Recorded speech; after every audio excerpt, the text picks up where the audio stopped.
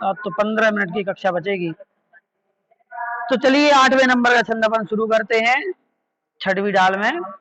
जिन परम पैनी सुबुधि छेनी दारी अंतर भेदिया वर्णादि अरुरा गादिते निज भाव को न्यारा किया निज माही निज के हेतु निज कर आप को आप गो गुण गुणी ज्ञाता ज्ञान गे आधार कछुबे देनारायो पढ़े चैनी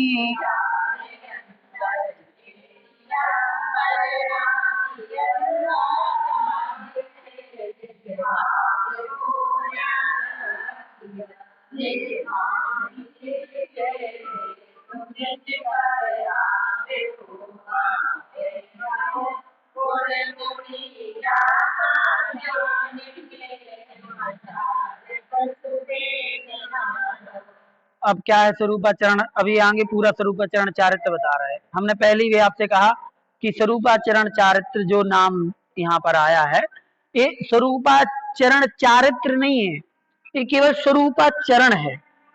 ये चारित्र जोड़ दिया बाद में, क्योंकि कुछ सालों पहले किन्हीं पंडित जी ने इसको चारित्र नाम दे दिया ना, तो नाम बोल दिया, मूल आगम का शब्द नहीं है।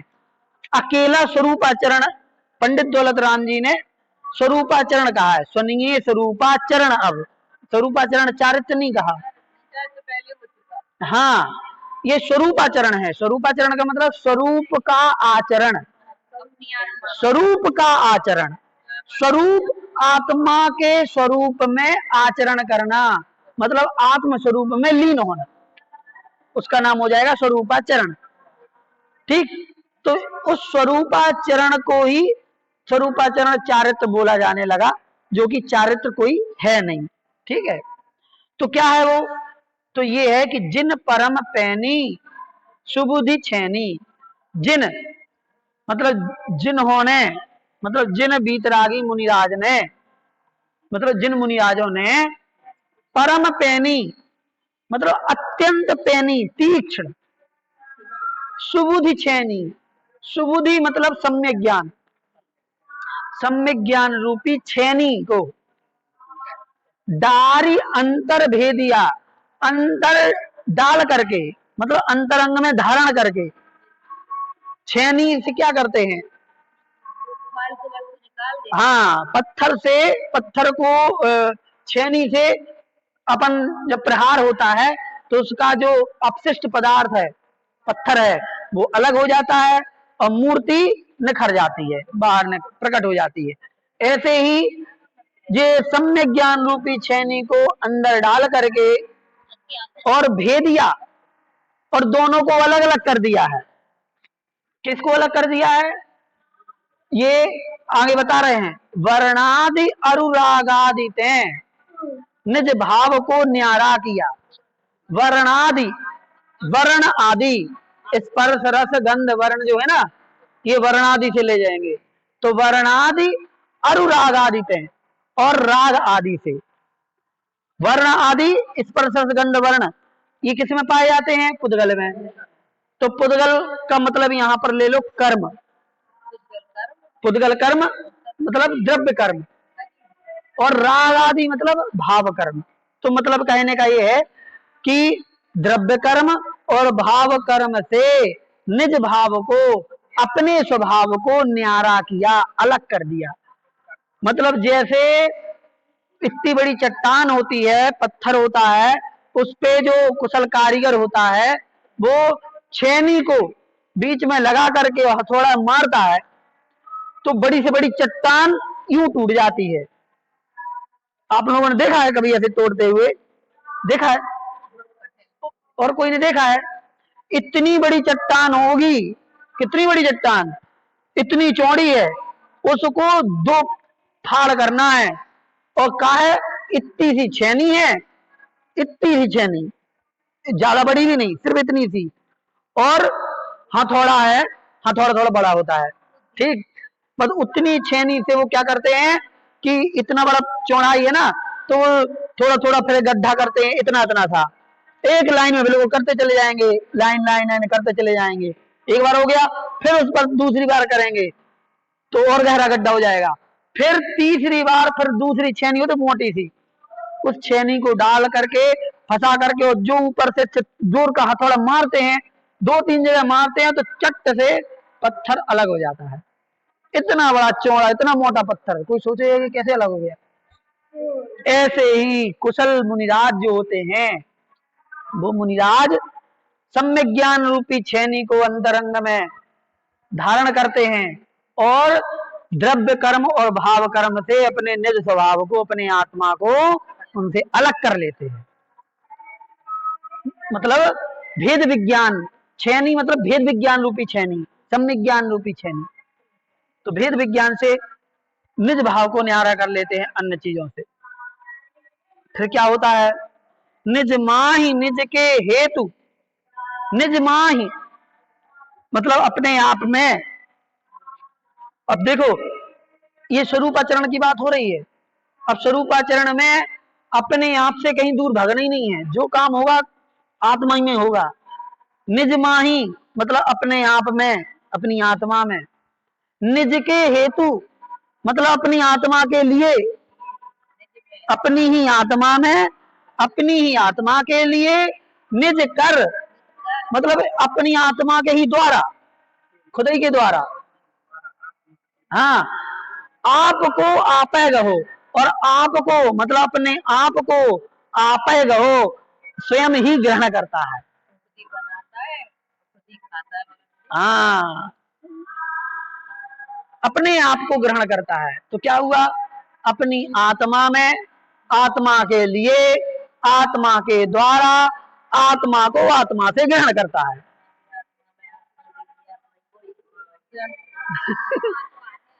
5 बार है ले जी आपने।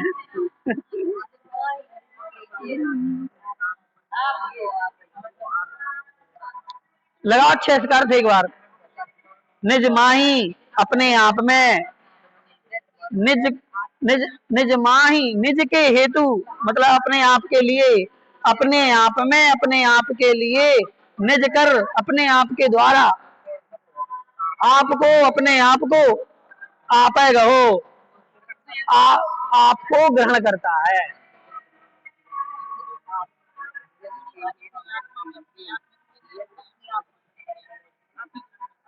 ऐसे मुनिराज।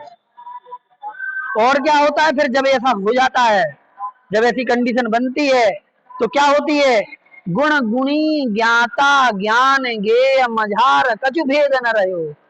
फिर गुण गुणी, कौन गुण है और कौन गुणी है, कौन गुण है कौन गुणी है। ज्ञाता ज्ञान गे, कौन ज्ञाता है, कौन ज्ञान है और कौन गे है। इनके बीच में मझार मतलब इनमें कछु भेद न रहे हो, कुछ भेद नहीं रह जाता, मतलब पता ही नहीं चलता कि कौन क्या है। मतलब इन सब के विकल्प ही छूट जाते हैं, खत्म हो जाता है सब, सिर्फ एक चिद ब्रह्म रहता है, बस उसी में टकटकी लगाए अंतरंग से। है? ये तो 7वें गुण स्थान से चर्चा हो जाती है शुरू। हाँ, ये समझ शुद्धोपयोग है, तो 7वें के प्रमत 7 से गुण स्थान से आप लगा लो, तो आगे के सारे गुण स्थान जितने हैं वो सारे ही हैं शुद्धोपयोग वाले, जहां पर ये चिद ब्रह्म में रमण वाली चीज होती है। तो गुण और गुणी तो समझ गए आप। देखो, आत्मा गुणी है और ज्ञान और दर्शन आत्मा के गुण हैं। आत्मा से बाहर नहीं भेज रहे, अभी आत्मा ही में। लेकिन आत्मा में भी आत्मा गुणी है और ज्ञान और दर्शन उसके गुण हैं, इनमें भी भेद खत्म हो जाता है। बाहर की तो चीजें ही खत्म है, आत्मा भी कि ये आत्मा गुणी है और ज्ञान दर्शन गुण है, ये गुण गुणी का भेद भी खत्म हो जाता है। और दूसरा ज्ञाता, ज्ञान और ज्ञेय। ज्ञाता कौन, जो जान रहा है वो ज्ञाता कहलाएगा, जो जान रहा है वो ज्ञाता है, जिसको जान रहा है, जिसको जान रहा है, जिसको जान रहा है वो ज्ञेय है। जिसको जान रहे हैं, जिस चीज को जान रहे हैं वो चीज ज्ञेय कहलाती है, वो वस्तु ज्ञेय कहलाती है।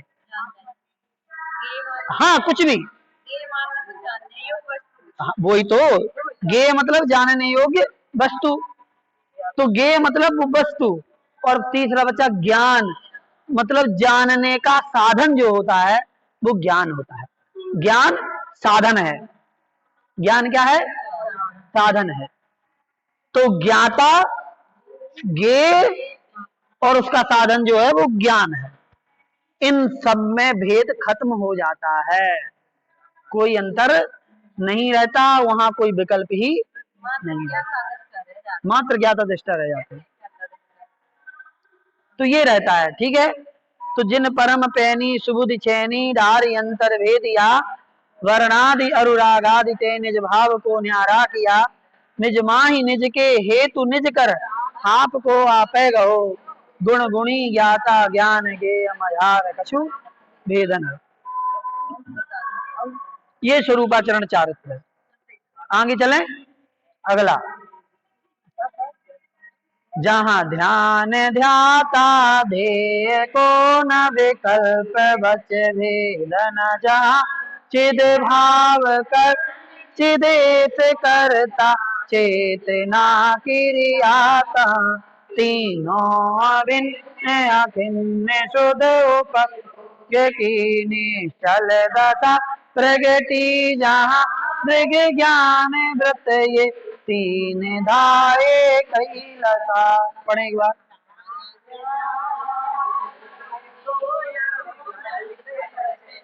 धन जहाँ चिद भाव कर्म चिदेत करता,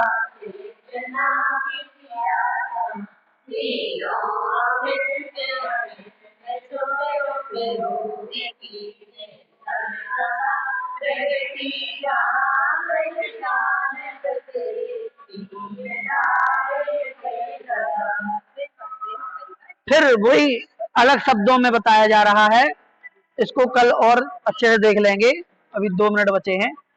जहां ध्यान ध्याता ध्येय पहले बताया था, जैसे ज्ञाता ज्ञान और ज्ञेय, वैसे ध्याता ध्यान और ध्येय। तो जहां पर ध्यान ध्याता और ध्येय का विकल्प नहीं रह जाता है, वच भेदन, जहां वो वचनों का भेद भी वहां नहीं रह जाता कि ये ध्याता है या ध्येय है, ये ध्येय है, ऐसे वचनों का भेद वहां पर नहीं रह जाता, कोई अंतर नहीं रह जाता। और क्या नहीं रह जाता, चिद भाव कर्म, वहां तो केवल चिद भाव मतलब चैतन्य आत्मा ही कर्म है। चिद भाव कर्म मतलब पहले बताया ना, कर्ता कर्म और क्रिया, इनका भी भेद खत्म हो जाता है कि कौन करता है, कौन कर्म है और कौन सी क्रिया है, इसका भी भेद खत्म हो जाता है सब। तो फिर क्या रहता है, चिद भाव कर्म, वहां पर चैतन्य भाव ही कर्म होता है, आत्मा का स्वभाव।